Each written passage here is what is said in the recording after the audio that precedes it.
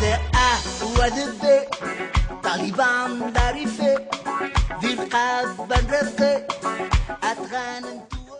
vous demande un peu de tolérance et un peu de patience. Je vais prendre quelques petites minutes. Je vais d'abord répondre au premier intervenant. Il a dit beaucoup de contre-vérités. Je vais essayer d'un petit peu de résumer les choses. Je ne vais pas citer point par point. Un peu de tolérance. Je ne suis pas d'accord sur beaucoup de choses, mais on est dans un pays de liberté et de démocratie, donc un peu de tolérance. Vous avez parlé sur le monopole de la société française. Vous avez parlé de l'image du Maroc. Vous avez parlé de la procédure de conformité. Vous avez omis une chose, que le Maroc change. Récemment, dernièrement, il y avait un vote d'une nouvelle constitution. Il y avait des élections. Vous pouvez, il n'y a pas de problème.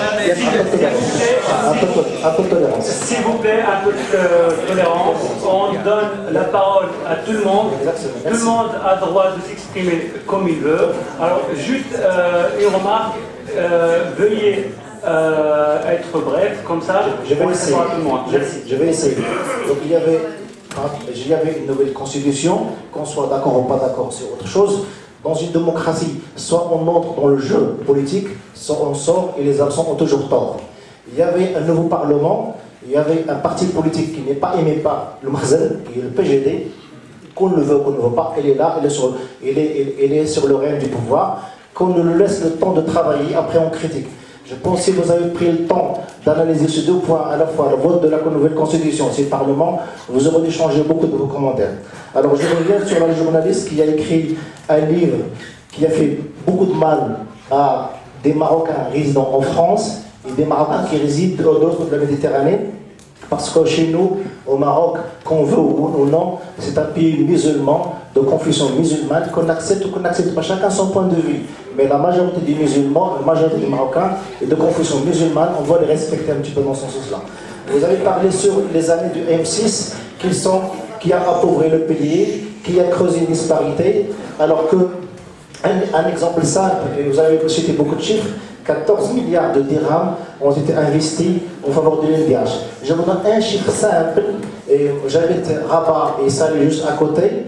Ils ont dépensé l'équivalent de 80 millions d'euros pour construire un centre pour les handicapés.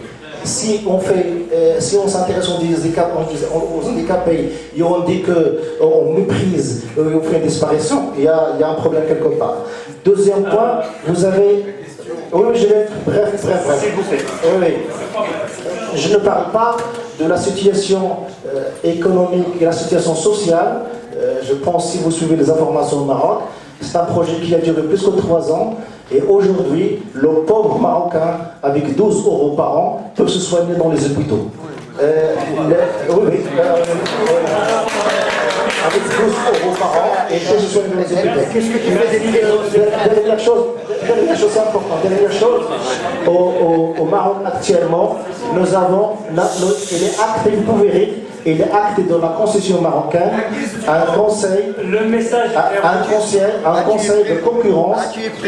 de concurrence présidé par un gauchiste qui a fait ses études en France, M. Abdel Amour, qui est le patron de ce constitutionnel. Donc c'est très important de vous réserver. Merci.